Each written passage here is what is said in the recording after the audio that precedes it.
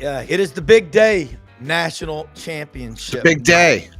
But Brendan, sadly, for the second year in a row, no SEC school in the college football playoff national championship. We're going to talk with Coach Ellis Johnson. Buddy Martin's going to check in, Franz Beard, Ken Capps. And we're going to talk about Notre Dame, Ohio State, get a great breakdown, and we're going to get into it. And we're going to find out, why this team could win, and who won't win, and why. Hey, do us a favor. Click with your cell phone, take a picture of the QR code in the bottom of the screen, and follow this show. Be a subscriber. You'll get notifications every day when we go live, and you will find out that you'll learn a hell of a lot. We go 5 days a week, like 260-something shows a year. So, look, Brendan, it's the big one. Coach Ellis Johnson has forgotten more than the collective world knows about breaking down offensive and defensive tape. And Coach, welcome aboard. Buddy Martin's going to check in with us. And Coach, this is it's a big day. What's going through the minds on a day like this? Because you've been in several national championship games. What's going through the minds of the players and the coaches with Ohio State and Notre Dame, considering all the distractions around them and cell phones now that are a real issue? Yeah, that's a good question. And you added that last little part at the end, cell phones. I've coached since cell phones became a big deal, but I haven't been in championship playoffs with them. But it's just the thing that I hated the most was just the waiting. And even regular season games, I could not stand those night games, having to wait the whole time. And all the fans liked them because they like to tailgate and get warmed up a little bit before they played. But we always liked those early kickoffs. I would think that it is a challenge trying to keep these guys focused, and especially with all the distractions and things. And that's one of the things I'm a little concerned about. College is sort of following the NFL lead. And, it's amazing. But now the Super Bowl's gotten where they actually have a football game somewhere in all the activities. Yeah. It just, I don't know how the hell they stay focused. And college is trying to do too much of that now to get those extra 2 million viewers to turn on the TV sets. Yeah, and Coach, the thing about from fans, if Coach Dye used to always say, Wednesday you cannot be game day ready. You got to be mentally and preparing, but there's only so many times you can be just at absolute peak performance in a 12-game schedule. Now you're talking 16, 17 game schedules. I'm sure there's a lot that goes on that we don't know about. Ohio State's defense compared to Notre Dame's offense. How would you attack Riley Leonard and what they do? Because I know one thing, they're going to try to get him involved in the running game. Yeah, I think they just rely on that defensive front they've got. I don't think they have to blitz any more than they did. Maybe bring pressure at key times. But, for 3 weeks in a row now, I've said that Riley Leonard was kind of the handicap for Notre Dame when they get ready to play one of these teams. Every time he's proven me wrong. He's made 4 or 5 critical plays in the game that were the difference. And so I think he can maybe be the difference for him, but it's going to be difficult versus that defense. I don't know. The kid at Ohio State's been playing unbelievable these last 2 or 3 weeks. Now, his stats weren't that great last week. They didn't throw for a bunch of yards or anything, but Howard's been really good lately. And it'll be a test for which defense can make the other team's quarterback, make 3 or 4 critical plays that kill them, just really like key third downs, turnovers, red zone plays. The defense that can make those and take the ball off those quarterbacks is probably going to win the football game. The defensive front sevens, what makes typically a great one is you've got a lot of depth there. It's so damn hard to build depth with the portal. But Ohio State, if they spent $20 million on that roster, it's pretty obvious on the defensive side, they've got a lot of players. How many snaps can a big defensive lineman play at maximum effort before he's just gassed? That's impossible to answer. I couldn't say, but that is a factor. Yeah. And I think I worked with the guy I thought was one of the best. Brad Lawing was with us at South Carolina, and he had worked with Saban up at Michigan State and a few other stops with some great coaches. But Brad always said, "I've got to roll these big kids early." Eli, that's what he called me. He said, "I can't wait until one of them looks tired." He said, "If you lose a big guy, you don't get him back during the game." And what his philosophy was, when those big guys, once they gas out, you can't get them back that game. You've got to rotate them before they get to that point. You could have a receiver having a great game, and he's caught 2 or 3 balls in a row, and he runs a 9 route, scores a touchdown or whatever. But he'll be ready to roll in about 2 snaps. Just give him a little blow over on the bench, he'll be ready to go. It's not that way with big kids. They Yeah. they just don't. It's very hard for them. Now, any certain number of snaps, I think that would have to depend on what the temperature is and a lot of other factors that you can't predict. And one of the other things, it's really harder when you're having to rush the passer more. And these teams that throw these RPOs on the quick hitches, you expect those defensive linemen to give you some inside out pursuit. And it just turns into almost a track meet for those big guys. Well, I mean, you look at the 82-yard scoop and score at the end of the Texas game, and this is what blows my mind. Texas ran for 292 yards against Clemson. That's imposing your will on an opponent. And Clemson's got players. This isn't the best Clemson team Dabo's ever had, but they've still got guys that can stop you. And then in the second half against Ohio State, Texas could only run the ball 7 times for 16 yards. Is that because Ohio State's defense was that good and they altered the game plan of Texas, or Texas's lack of commitment to the running game? Because Jaden Blue can carry the ball, and he scored both of their touchdowns. So I'm looking at Ohio State tearing Texas apart like that. But I mean, they damn near was a tie game there at the end, and then it was all over. But uh, speak to the lack of commitment to a running game. And speaking of that, with 2 likely first round NFL tackles on the offensive line, LSU finished dead last in the SEC in rushing this year. Yeah, there are a lot of factors in that. And, if you get behind, you're not going to have great rushing yardage, because you got to throw the football. Yeah. If you're a team that scores a lot of points, it may be different. Clemson was struggling, really struggling versus the run late in the season. And that was a factor, I think, in why Texas, you got an itch, you scratch it. So they found a running game in that game, and it was more Clemson than it was Texas. Yeah. But I really think that they had the running game for Texas was slipping that last half of the season. It started to decline, and that was the one game that it was good for them. But Clemson was really down this year in the defensive line. Yeah. So anyhow, I just think a lot of things go into how many yards you get in that particular department, what's the situation in the game, and so forth. But I do think it's going to be really hard for Notre Dame to run football on Ohio State. And I think it's going to be hard for Ohio State to run football on Notre Dame. Yeah. And I think it will come down to the throwing games. And you'd say that the way Howard's been playing lately, Ohio State's got the advantage in that department.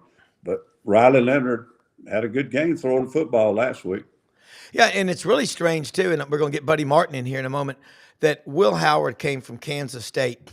And in games this year against Penn State, Indiana, and Michigan, he averaged around 200 yards passing a game. Then he upped it to about 300 in the playoffs. But he's a big, strong, older kid. And I mean, you can't, like there's a saying, I've been 39 and I've been 19. You've only been 19.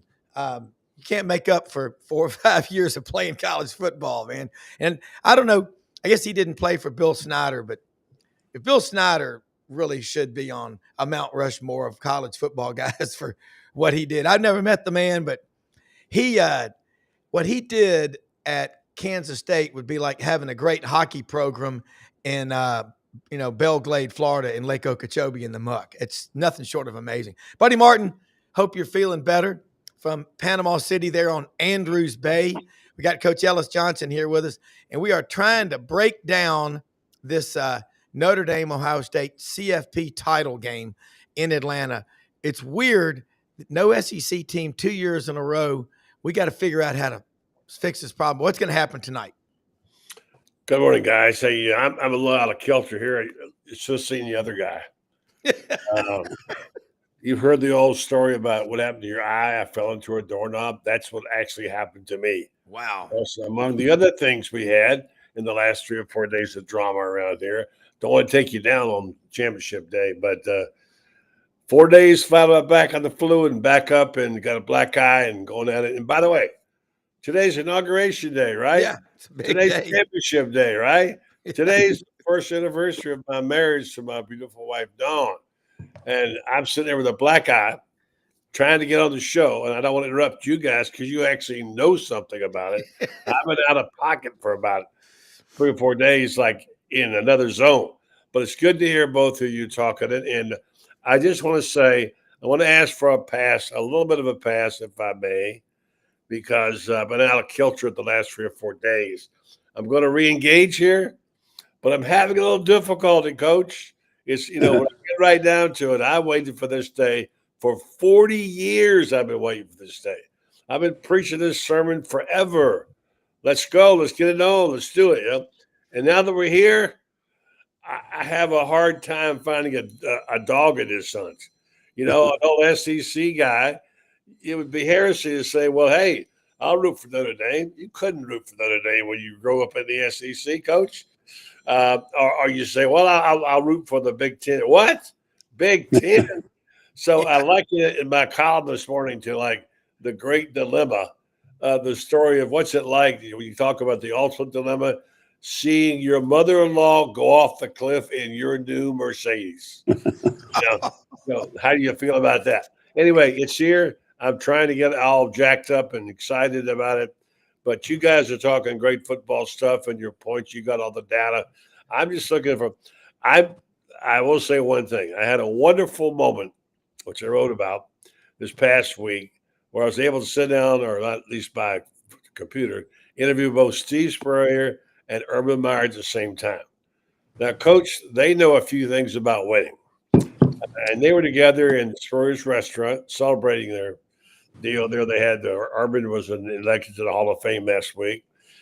From the year 1990 to the year 2008, even 9, with the exception of a couple of years in there, Florida football was dominant. That's what most of us are used to, Ellis. That Florida team. It feels different not being so engaged. So if I'm not quite all in on this game, I apologize. No, Coach, respond to that. That's great stuff. Well, I feel the same way. I'm trying to find some way to get emotionally involved in it, other than just hating both teams. Yeah. And I finally decided that Riley Leonard from Alabama, and the defensive coordinator Al Golden is an old friend of mine. We used to spend a lot of time talking football. So I'm gonna hold my breath. Probably end up getting sick, but I'm gonna pull for Notre Dame. Well, hey, you know what? As a story and the coaching part of this, you gotta love what they're doing right there. You gotta love that. I love that. I love what the coach is doing, the program's doing, and whatever. And on the other hand, I got to give it up for the powerhouse they got up in Columbus. They got a bunch. These are one of the best football teams I've ever seen, and so I wouldn't be shocked to see them win by 2.5 touchdowns, whatever. You're right. Find a common ground. Listen, I even thought I'll go get a ball cap. I'll go get me a ball cap that says Ohio State, or I'll get me a T-shirt that says Fighting Irish on it. I got an Ohio State hat. Urban sent me when he went in 2014. I couldn't bear to buy a Notre Dame T-shirt. I just couldn't do it. So you're right. I'm going to wait till tonight, though, because when the whistle blows, Coach, we all kind of get involved.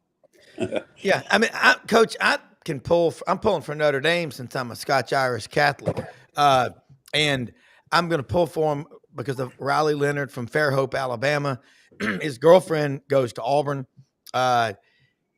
I don't know why Auburn didn't try to get that kid, or Alabama. I mean, and he's apparently really good. Basketball, lacrosse. He kind of does it all. Before we go to Franz Beard of GatorBaitMedia.com, Coach, when you think about Notre Dame, I watch them play. They look like a team that really cares about one another. They seem like they love their coach, and I talk about it a lot. Marcus Freeman, his agent Clint Dowdles from Memphis. Marcus has really embraced the Notre Dame culture. It is a private Catholic university with really high academic standards, but he reinstituted game day mass. He's like, hey, we're a Catholic school. If you don't like it, it's the way it is. But as a coach, this is year 3. What does he got to do? What does he have to do to stun the world? Because I think very few people are giving him a chance. But I'm going to throw this comparison for you. In 1992, nobody outside of Tuscaloosa County, Alabama, was giving Alabama much of a chance against Gino Toretta, the Heisman Trophy winner in Miami. And I remember watching at the Press Box Cafe in Columbus, Georgia. We were all pretty beard up, and that's right there. Columbus is full of Auburn, Alabama, Georgia Tech fans. That was a big night. I think y'all won 34-13, but you were up in the press box. You were there. Break down how y'all tore them apart, because I've got a friend that thinks that's what's going to happen tonight. Notre Dame's going to do the same thing to Ohio State. Well, just from the defensive viewpoint, it sounds awfully simplistic, but when we watched on film, I mean, they were really explosive teams. They were a little bit on the cutting edge of throwing the football. Some things they did with formations and routes that was really, really good. But when we watched them, we felt like we had better players. And we did. We beat them in the box, and just got so much pressure on him. And then Bill had a really good scheme. We called it an up alignment where everybody was pressed up on the line of scrimmage, and he had blitz out of it, and he had a couple of drop coverages, and it got to them early. They wasted a timeout trying to, audible on it, and then they had a couple of incompletes, maybe got a sack, I don't know, but they were getting plays and wasted plays against it, and it worked a hell of a lot better. I was really concerned about it at first, but we were better up front than they were, and it didn't surprise us that they weren't going to score what they've been scoring. Now, on the other hand, they were good defensively. Well, Tommy Tuberville was there at the time, and they were really good on defense, and we thought we might have a problem with them, but we were able to eventually get the running game going, and there again up front, we kind of took over the line of scrimmage. But, we were heavy underdogs, and I think most of it was just the point spreads that they'd been winning by. Yeah, George Teague's great play, and we all remember that, him out of Montgomery, Jeff Davis High School. I can't imagine how cool that would have been in a defensive staff meeting, you and Brother Oliver. I mean, that's why that game went the way it did. Franz Beard, we got Coach Ellis Johnson on here with us right now. Long-time admirer. Yeah. Thank you. This is great stuff. Franz, jump in here. Well, for one thing, let me say this.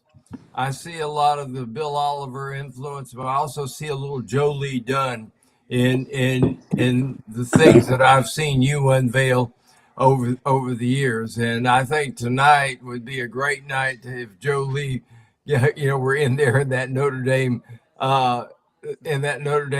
defensive room to kind of give him a couple of things that nobody's ever seen before, because Joe Lee seemed to come up with those things on the fly. Franz, I've made a lot of bad decisions in my career, but 2 of them were following Joe Lee Dunn at Mississippi State and at South Carolina. When you followed Joe Lee, you could never blitz enough. Yeah, you could blitz every damn down. You didn't have to blitz more, Coach. Yeah, right. You're bringing your safety from 46 yards off the field diagonally to do it, and when he hits where the tight end is, come back this way, Joe. I always like the idea one lineman down, and you never knew where he was going to be. He might line up over the nose, he might line up over the left tackle, but then everybody else is kind of standing around. And I mean, it's the closest thing to sandlot football that's ever been in Division I. But Joe Lee was a quarterback in high school, and a good one, and right out of the Columbus area, and that's why he knew how to do some of those things. There was some genius in the madness, and it really messed with quarterbacks. It messed with the offensive protections too. But boy, he knew what would affect the quarterback because he played that position. I think tonight, Coach, the thing I got to see tonight is I don't think Notre Dame can play them straight up. I think Notre Dame has got to get to the line of scrimmage and do some things that make Will Howard think, because I think I believe that he has, for the last 2-3 weeks ball games since the Michigan debacle, I think they've tried to put him at the line of scrimmage with, come up here with an idea and you're just going to run it, and things like that.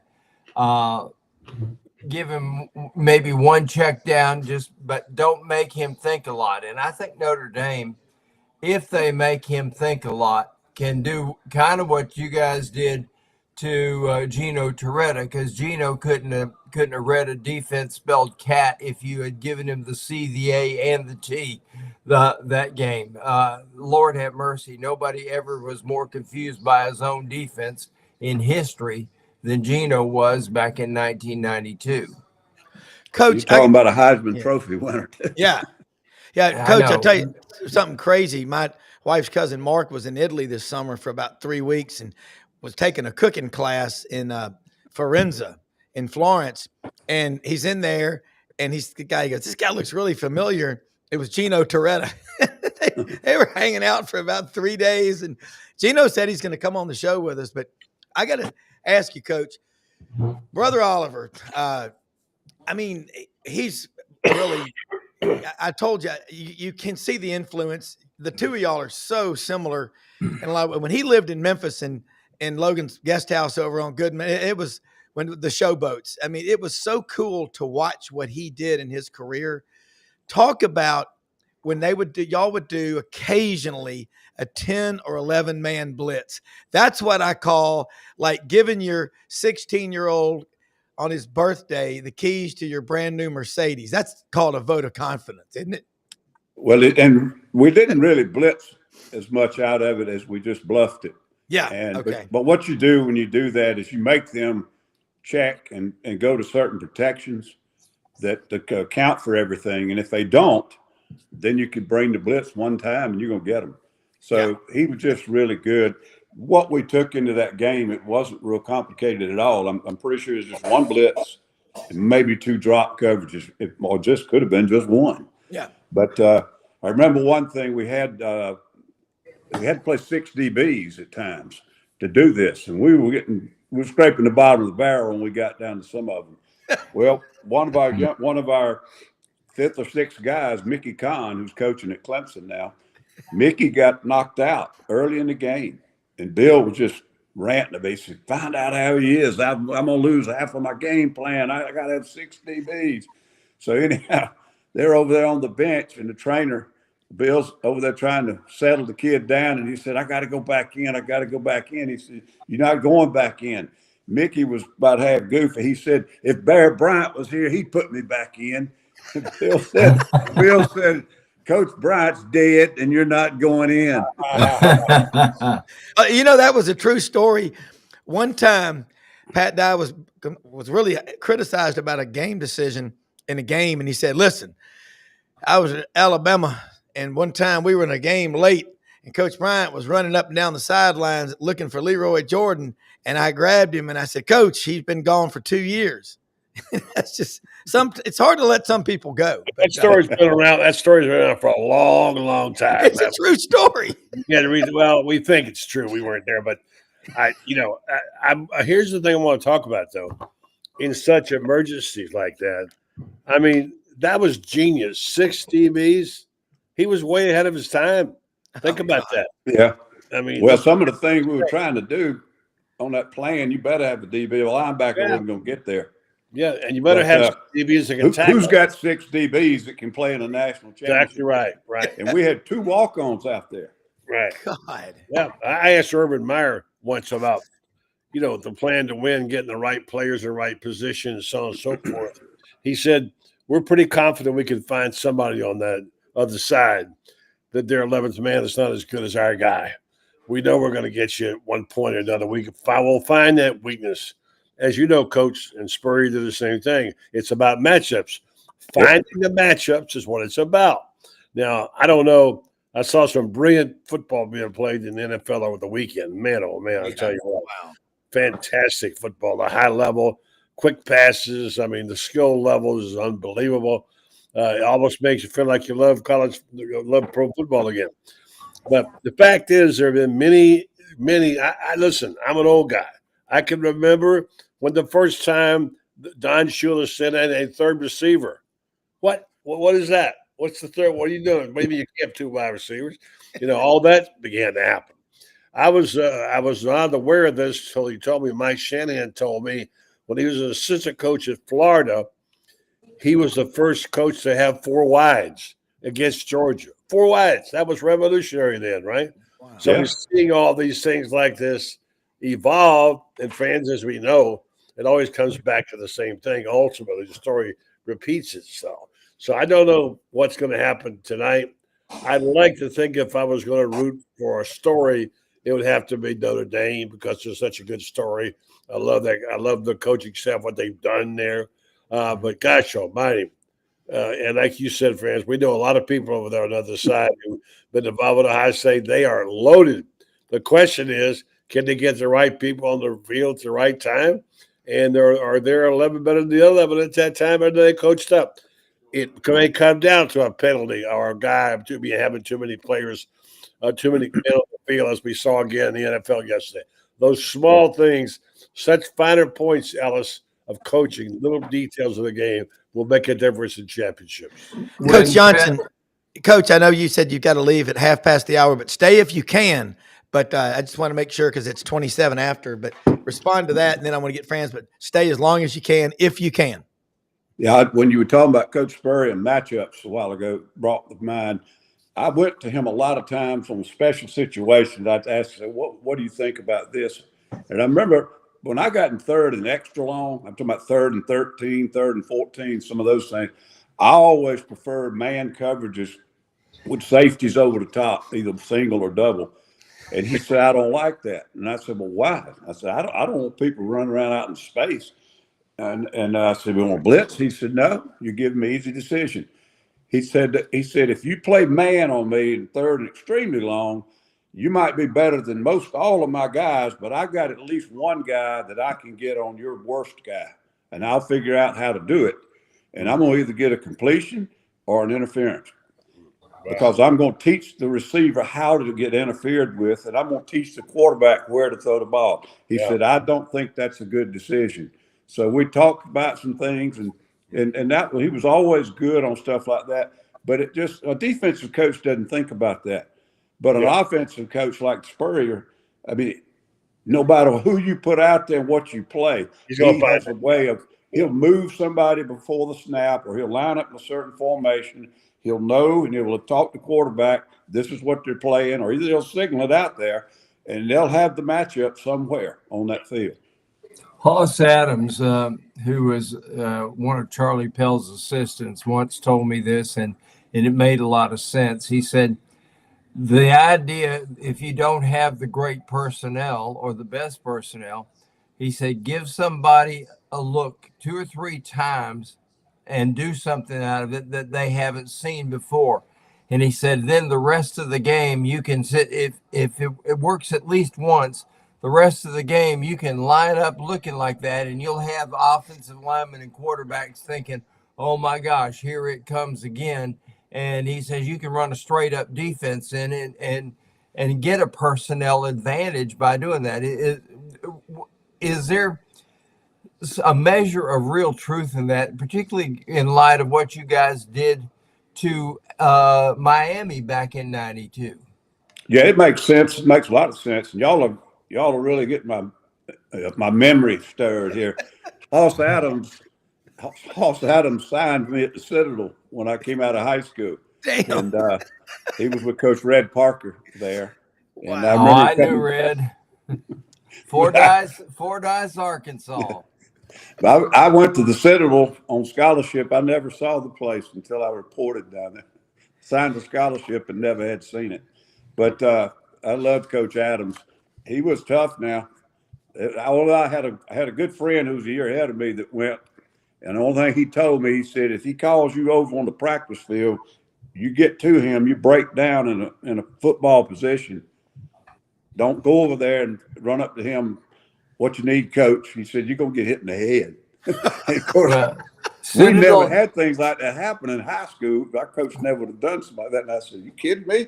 He said, yeah. So anyhow, I go to the Citadel, played freshman ball, didn't get to play for Coach Adams.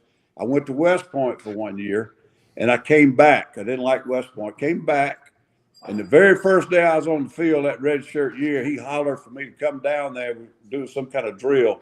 And I sprinted down that field. I hadn't seen him in 18 months. And I broke down like a robot. I broke down in his position, and he just grinned. He had that chew tobacco in his mouth and just grinned.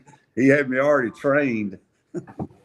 Well, you know, the Citadel had his most famous assistant coach ever, Al Davis. Yeah. Yeah. Hey, Coach, speak just for one tiny second on the beauty of West Point, the Bear Mountain Bridge. What a gorgeous place that is. I mean, it's special. If you've never been there, talk about that, what that's like. It is beautiful. I had two older brothers that went to West Point and played football. And so from the time I was in the third grade, I got to go. We went up on trips, not a lot, but we went on trips most of the time for graduation. But I had seen it in the spring with all those beautiful leaves and all that. Man. And I'd seen it in the fall before. I went up to see my next oldest brother in the fall in Mikey Stadium and looking over the lake and then the leaves turning. Well, I went up there as my freshman year, and about November, December that year, the hawks started coming off the Hudson River. The leaves were gone. The snow was about 6 inches, 8 inches deep, and I was freezing my South Carolina butt off. Yeah, I decided right then it sure did look different when I came up here as a kid. But it is a beautiful place, and it's just unique. You're walking around the sidewalk looking at things, and you go by a statue of George Patton. Yeah. You know, 50 more yards, you go by a statue of Dwight Eisenhower, General MacArthur. It is, you realize the company you're in when you go up there, but I just couldn't handle that cold weather. You were up there at Citadel with Andrew Johnson and Gene Bazemore from Savannah. Yep. Good guys, man. They were a couple of years behind me, but they were great guys. Well, bottom line is, you know, this is so cool because you think about Fordyce, Arkansas, Coach Bryant, Larry Lacewell, Red Parker. There's multiple people that have come from that little town. Of course, Coach Bryant actually grew up in Morrow Bottoms, which was the worst part of Fordyce. And I've got a friend who Coach Bryant in the off season would go to his grandmother's house in Palm Beach, Florida. And she would frequently have to tell him to go outside and smoke his damn Chesterfield cigarettes with the rest of the horses and cows, you know, and not many people could say that, but she could. I tell you, the guy that I would like to get on this show would be, you know, the driver, Cedric, who knows all the great stories. That's going to be an exclusive on Sidelines, the trips with them. But Coach, and all of y'all, this game tonight, the national championship, you know, Paul Feinbaum was on the show with us Friday, and he said something that was pretty telling because Paul is often ahead of the curve when he said, I know we're not hearing a lot about it, but there's beginning to be a disconnect between the fans and the teams because of NIL and the portal. And I've been saying this, we've been saying it on this show. We love the kids that love the laundry, that love our school. We love it. We sacrifice as fans to go to the games, hotels, you know, ticket prices. You got to be a donor. And then you got a kid that just comes in and splits all over your school, takes a bag of money and leaves. And it's all about loyalty and honor and trust. How are we going to get that back? Because I think and I believe the free market's on the way to correcting it, because of all my wealthy friends, I got to say this, none of them are participating in NIL. They just, I don't care how much money they make, and they make a lot of them a lot of money. They're going, I worked my ass off.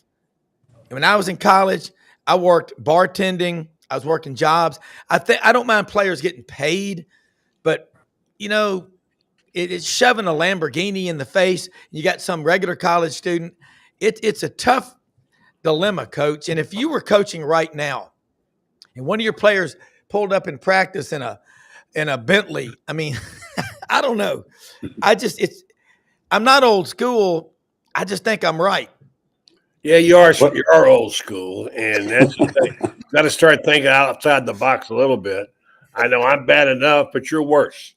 You're like get off my lawn kind of guy, and this is not the way the game is being played. If you want to go back and coach in the 50s and fine do it. I don't like a lot of things about it, but it's still the greatest game. I'm not happy with the game we wound up with, but that's what it was. I hope it'll get better, but we don't have a choice here. Friends, it's a game we love.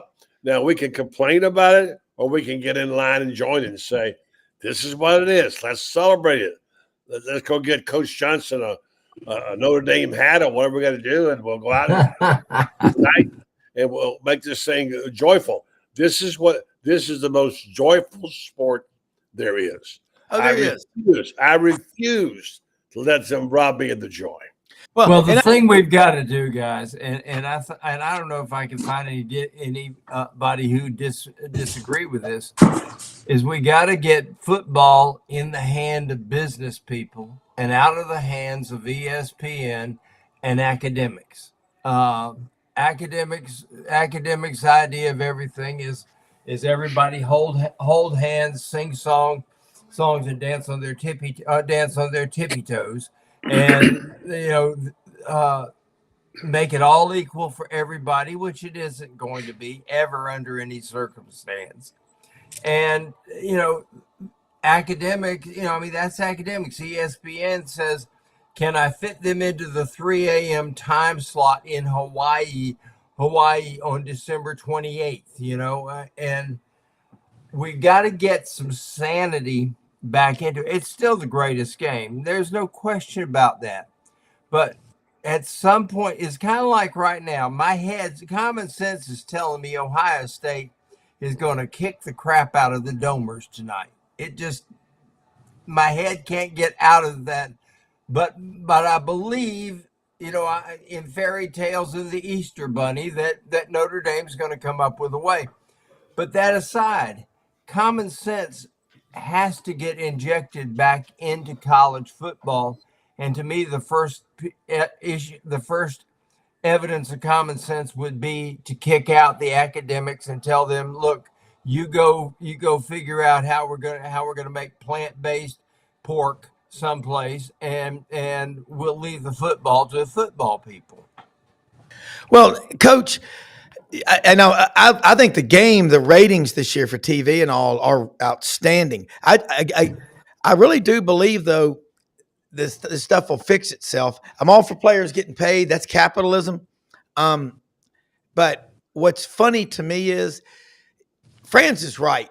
We don't need ESPN they've got, of all the bowl games, they've got 30 something of the bowl games. And we think the bowl games are bad. The average number of viewers for the 31 non-playoff bowl games was this year 2.7 million viewers. That's up 14% from a year ago. So I think we're bringing more eyeballs to the game. But, Coach, when you look at the matchup tonight, and Ken Capps is going to join us in about 6 minutes, covers Texas and A&M and Oklahoma, but, National Football Writers Association of America. The popularity of the game, we just love college. It's personal, isn't it? When you look at a college and in the pros, but I'm with Buddy. I watched that game last night. Lamar Jackson, he's just on another planet. The talent that guy has. And you look at the quarterback for Buffalo, Josh Allen. He played at Wyoming, and somebody in the room said, "How did a guy like that, not get recruited by the bigger schools?" Well, maybe he had a little. Where's Josh from? California, probably. But they're good players everywhere, aren't they? Oh yeah, and I don't think you're going to see any more Josh Allen stories. If he was Wyoming and you're Josh Allen, you're going to get $3 million, $4 million to go play at Southern Cal that second year. But what the thing that I'm concerned about, I don't know if I'm concerned, but this thing is ever moving toward the institutions distributing the money. They think they're helping themselves by controlling it and getting it out of the hands of the off-campus collectives. All right, this is not NIL, guys. Name, image, and likeness is one of us having, the stardom to go down to the local car dealer or somewhere and sign autographs for $2,000 and not get penalized for it. This is nothing but pay for play.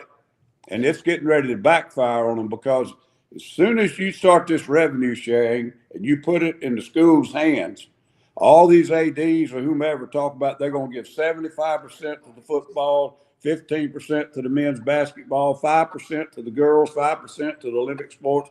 Okay, well, you're going to have Title IX lawyers knocking on your door the next morning. And you go to court with them, you're going to lose. Yeah. They've not lost a Title IX case that I've ever heard of in my life. Wow. And they're getting ready to start paying girls out on the volleyball court what they're paying guys on a football field in the Rose Bowl, because there's no way around it. You've got social engineering that is taking over the capitalism part. And I'm going to tell you another thing. You say all the interest in football is up, and I think the TV sets are, because they're ever moving toward this NFL model, more playoff games on TV, all that. They're going to hurt these fan bases sooner or later. They're already destroying some of the more national geographical rivals because they've made these mega conferences. Right. Rivals are starting to fade a little bit. There are even these championship games for the conferences. Everybody that played in one, it hurt them in the playoff. They got beat. It physically got them. I just think there are a lot of things that all this gravitational toward paying college football players and letting them transfer all over the place every year they want to. I'm just telling you, it's not a good model. It may make it good when you turn the TV set on in December and January, but I don't think that's what college football is all about. Ken, jump in here, Ken, because I'm with Ellis Johnson. But you can't.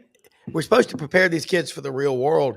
You got to have accountability. But Ken Capps, Football Writers Association of America, in the parking lot of the 7-Eleven out in Dallas, Fort Worth, in the Metroplex. Get me a Slurpee, man. How you doing, Ken? Man, I'm doing great, Rob. But, my first thought this morning was I thought maybe somebody else was going to have to guest host the show, and you were going to be up in the rotunda at the Capitol at the inauguration. I didn't get the invite. Oh, I'm shocked. I thought you'd be there with the VP of China and Elon Lost in the mail and all that, and all those other big wheelers up there. But I agree with Coach. There's just got to be some guardrails on it. I don't think. I'm looking here at about Texas, and there are about 10 guys that since the Ohio State game have declared for the NFL as juniors, and they have every right to do that. Yeah. I'm glad that they waited to do it until after until after the game. There are several other players that have are in the portal, and none of those guys really played. And I know that Coach has said, and I agree with him, if you look up where these guys end up, they really don't end up in better situations, right, Coach? Not all the time. And nobody's going to write about that. They're just going to write about the kid that got $3.5 million to go somewhere. But the other part of it is, Jonte Cook, who was a really great receiver at Texas, he and Texas had a falling out mid-season. And so he left the team. Then he went to the portal. Then he was picked up by Washington. Well, he and Washington parted ways last week. and it didn't sound like it was on good terms. And so that's where some guardrails need to be put in. You just can't go from team to team to team. If you want to transfer once, I'm good with that. But after that, you need to be able, you stay put. Because you, just like y'all are saying, you have to learn in a real world that when you work at a job, you just can't quit one and go to another. I mean, I guess you can, but it just doesn't work out that way most of the time for professionals. Yeah. And then on the NIL front, same thing. I don't know where schools are going to come up with all this money. I mean, I read the other day what y'all were talking about with women's sports, that now that the women's basketball tournament this year is going to do a revenue distribution from all the proceeds, just like the men do from March Madness. So, yeah, I'm sure the women's volleyball team is gonna figure into that somehow. Texas just got a beach volleyball team for women last year, and so I'm sure somehow, some way that they're going to get in on the money too. And good for them. I mean, it should be spread around, but it's just got to, like I said, it's just got to have some guardrails. Hey, Nice guys, tradition beach over on the Colorado River by Bubba ask Land. one question. Where are you in Alaska, Ken? You're dressed like a snowman here. Huh? Well, man, it's 14 degrees with a wind chill here in the Metroplex this morning. Yeah. But it's not snowing. Yeah. You know where it's snowing today? In Austin, Texas. I know where else is San Antonio, Texas. Guess Believe it where's or not, going to snow tomorrow? Here in and Florida. guess what? Okay? It's snowing in Houston, Texas today. Can you believe that? No. I'm gonna get out of here. That you guys go.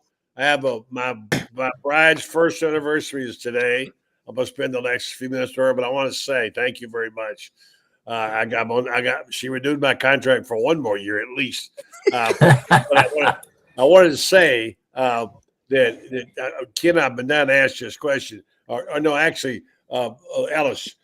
The fact is, if you were offered the right job tomorrow, whatever the number is, fill in the blanks, 4 million, what it may be, they say we want you to coach, make up a team,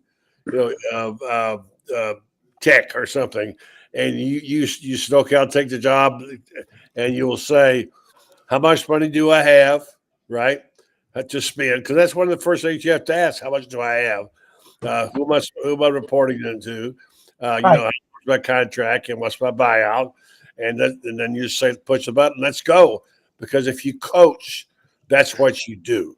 Whether you like it that way or not, whether you wish the politics were different, whether you wish the NIL things are not, it's the game we have. So my heart goes out to coaches and fans. The biggest thing, though, we've all talked about this. We keep hearing these reports. I heard Five Bob say it again last week.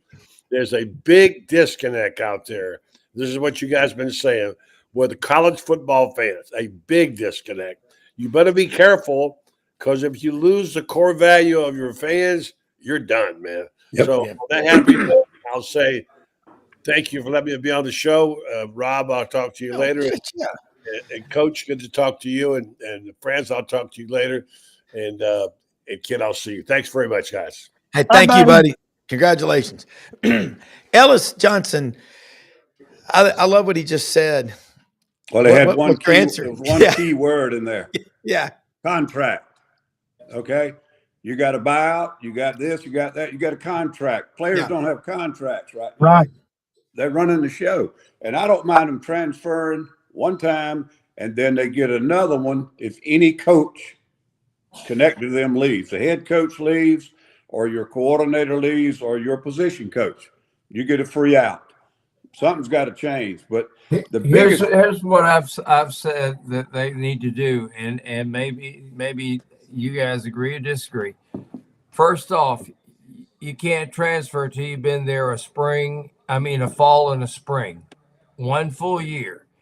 Then if you transfer, you can't transfer if you're taking remedial courses. You got to sit out a year if you do. If you don't have a 2.5, you got to sit out a year. Amen. If you do, if you opted out, you got to sit, and you decide to transfer, you got to sit out a year. But you got to put some guardrails in there. Transferring. I understand kids want to transfer, they want to play football, but you can't just transfer just because, okay, I wanted to paint my toenails pink with polka dots on them before the game, and my coach said I'm a fairy for doing it. You can't do that. Ken Capps, you heard what he said, and I want to get coach, but contracts. We have them in business, and coach knows it. I mean, they got teeth in them, and you violate that contract, you're going to spill some blood. It's called a lot of money. Well, speaking of contracts, man, you're covering all my notes today. Sark, since the Ohio State game, who I'm picking to win tonight, by the way, Sark, since the Ohio State game, has gotten two offers to talk to NFL teams. Well, Texas put a stop to that right away. I don't know if you saw it, but Sark just signed a new 7-year extension to his contract that's going to pay him about $10 million a year, which is up from his $5.8 million a year. So that's about 70 mil. It's a 10-year extension, so that's about 70 million. And I didn't see a buyout yet, but that puts him up there with only two other people, Kirby and Dabo. And so that's going to be interesting, to see how if he could last 10 years at Texas, because Texas is a pretty tough place to stay that long, no matter who you are. And, I thought it was very interesting. And Rob, you're going to love this. Mac Brown was in Austin this weekend at my favorite burger place in town called Dirty's. And like I was telling you, if you ever come to Austin, we'll go to Cisco's for Migas in the morning, and then we'll go in the afternoon to Dirty's to get a double OT special with fries. Okay. But, Damn right.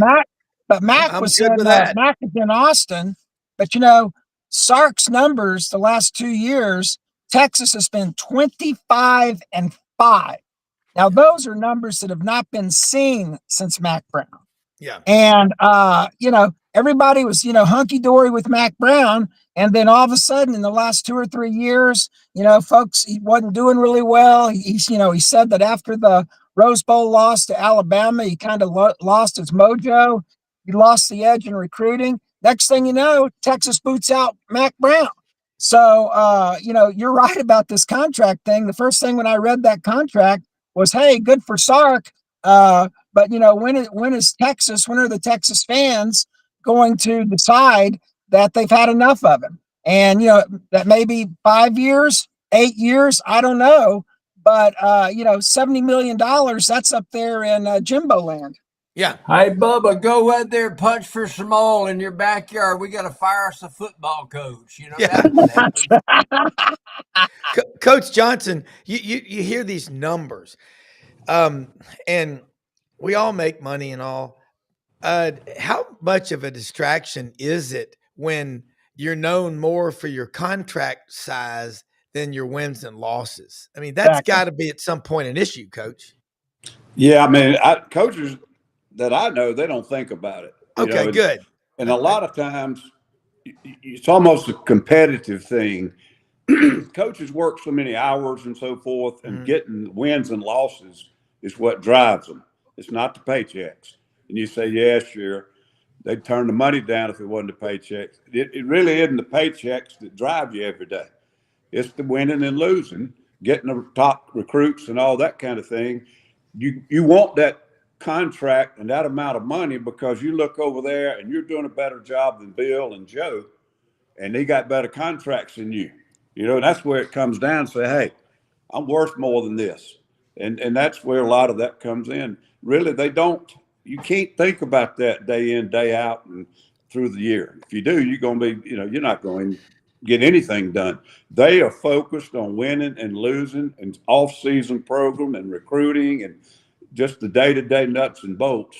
And they demand those contracts because everybody else is getting them. It's just what the market is. Yeah. And Coach, I mean, you get to go to practice sometimes at Clemson with Dabo. Your son's on the Clemson team. He's got to be a fun guy to hang out with, I would imagine. And now he's getting his feet a little wet in the transfer portal. But Clemson is, I'm sure that culture he's going to be very selective, isn't he, in who he brings in? Like, hey, if they don't fit, it's not worth it. I think everybody tries to do that, but the problem is when you pull them out of the portal, unless you recruited them 2 years earlier out of high school and didn't get them, you don't know what you're getting. And Florida State's a good example. There are others. There are programs that it works and the programs that doesn't work. But sometimes you're not nearly as knowledgeable on those kids as you are on kids you recruit out of high school. Those high school kids have been on your campus 15 times over the previous 3 years, and they've come to camps and all that kind of thing. Sometimes when you take the portal guy, you're just looking at his film and his contract over at the other school, and you can get him, and you need the player, and so you take him, and he comes in and he disrupts your locker room after about 3 months. You just don't know. Billy Napier I like his concept of the same thing that with Todd Golden here at Florida. And before they'll sign a kid out of the portal, they kid spends a weekend with their kids, and then they'll come up and say, okay, what do you think about Billy Bob, who's transferring in from Texas Tech? And they'll either give him a thumbs up or a thumbs down and say, Todd Golden turned down 2 or 3 kids that could have played here this year, and maybe made Florida better than it is, which is pretty darn good. But the fact is the kids came back and said, doesn't fit with what we're trying to do here. Yeah. Sounds like a fraternity. Yeah. Well, I remember a story about when Tommy Tuberville was looking for an offensive coordinator after the 03 season. That was Bobby Petrino left after 02 to take the Louisville job. In 03, he almost came back to Auburn, but it didn't quite work out for the Auburn job. But in 04, he brought in a new coordinator for offense. Al Borges was his name.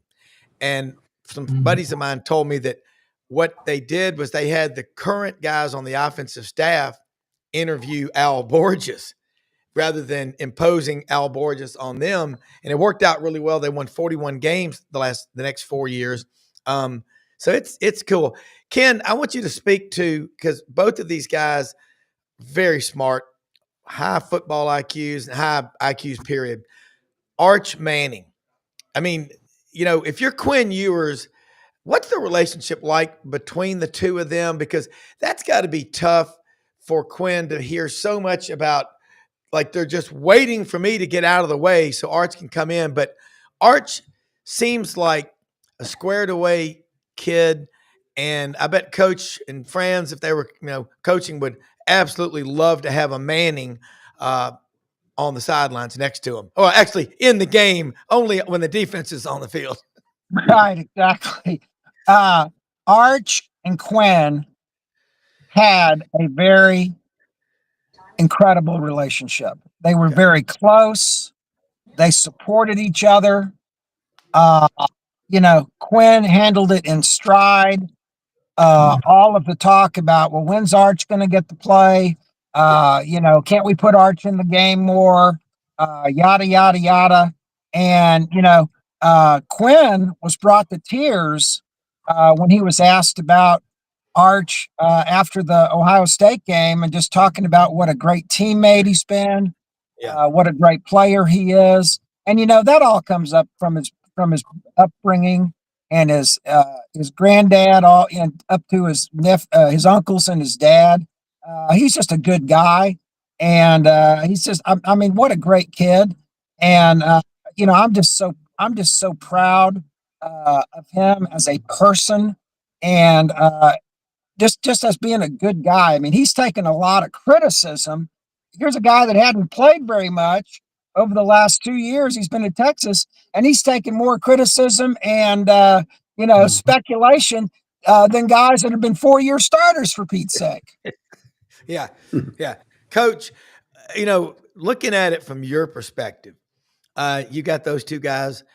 That would be, the Mannings are just different. I mean, to be in the limelight like they are, I don't know, Archie. I've been at lots of meetings where he's been the speaker, and you go say hi to him. And I got a little farm I have lifetime rights on in Lambert, down on Highway 3. go down 49, about 25 miles. Right there below Parchman Prison is Drew, Mississippi. And I hunt down there. It's in the Delta, man. I love the Delta so much. My wife named this dog we got from the shelter about 8 years ago, Delta. So I love the Mississippi Delta. My grandparents are from Helena. It's a great part of the country. What is it? Have you met Archie before? Do you know any of the Mannings? Yeah, I met him once at a function. My good friend Frank Bromberg has a charity, Bromberg Jewelers, and does the heart defibrillators for high schools and so forth. Yeah. Anyhow, Archie came in one year and got to talk to him for about 15 or 20 minutes. And my ex-wife, my oldest son is Eli. Well, that's my nickname too. I was nicknamed Eli in college. I did not know that. My wife had to bring Eli. He was about 3 years old at the time. She had to bring him down to the bar and introduce him to Archie. So, but that's the one time. That's the only time I've met him. Well, you know, Rob, Archie was a better baseball player than he ever was a football player. He was almost a better basketball player than he ever was a football player too. I was in Mississippi in high school when Archie was making a legend for himself. And then here in Gainesville, writing for the Gainesville Sun and then for Jack Hairston with the Jacksonville Journal, Ole Miss comes in here for baseball, Archie's sophomore year, and he's still the best college shortstop I have ever seen. Nobody could touch him. In fact, there's maybe been one or two shortstops like maybe Mark Belanger or somebody like that I've seen ever that were better than he was. But unbelievable talent. And the cool thing about Archie is, the guy's turned in, he's fabulously wealthy now. You'd never know it. I mean, he's got neuropathy that's absolutely killing him. He's got all these broken bones and a broken body from years with the Saints. He wouldn't leave the Saints, and he should have long before. But here's the most humble guy in the entire world who still will yes sir you and no sir you to death, even though you're younger than he is. Yeah. And stuff like that. And for all the hype we see about Peyton on TV, he's a great commercial guy.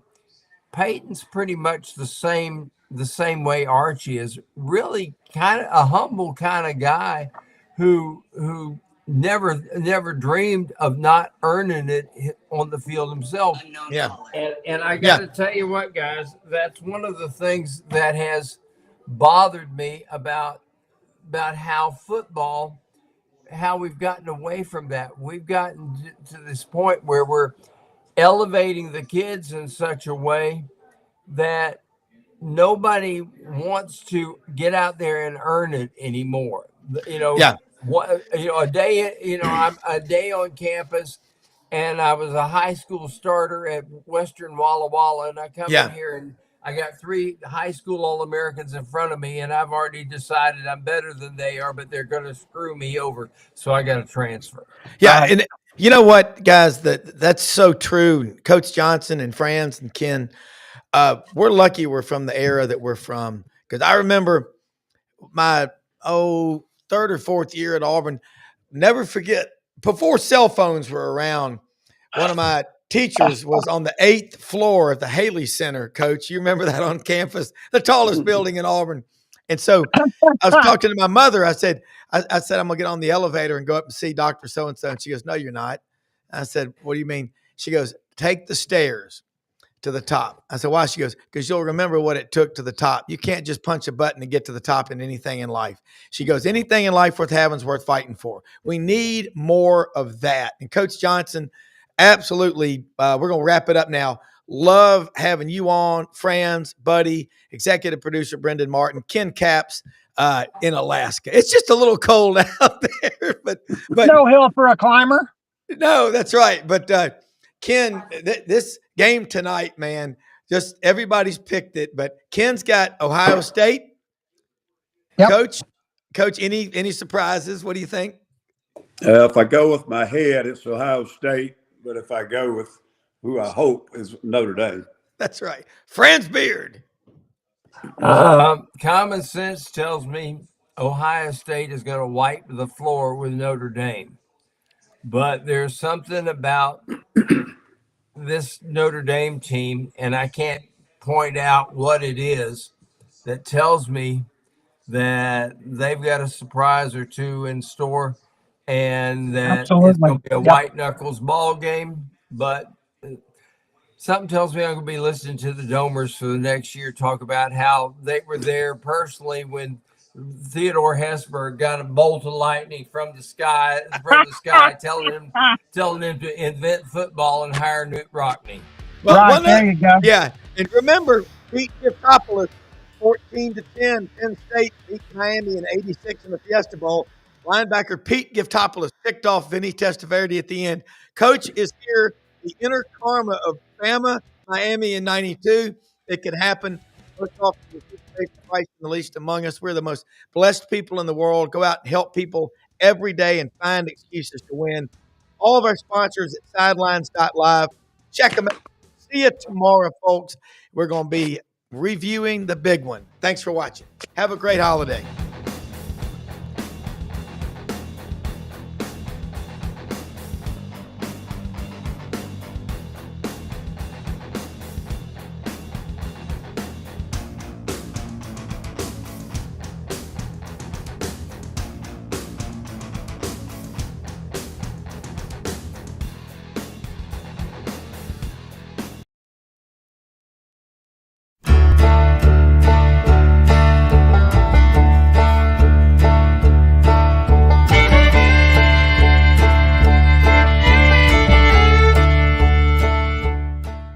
In a perfect world, you'd set a health goal and results would happen overnight. In this world, the real world, it takes time, dedication, and the right support to achieve your best self. The Vitamin Shop's health enthusiasts are here to make sure you're not wasting a single moment on the wrong supplements. From the highest quality sports nutrition and superfoods to the most sought after trends, you'll find a huge variety of science-backed solutions for every goal. And the people to help guide you along the path to greatness. Unbelievably, every 2 minutes in our communities, a child is either bought or sold for sex. I am Ari Dickey, board member for the Nashville Anti-Human Trafficking Coalition. Join me and millions of others in our fight against human trafficking and for its victims by helping to educate the most vulnerable among us, our middle and high school students. Go to nhtcoalition.org, become a partner, and help keep our families safe, because none of God's children are for sale.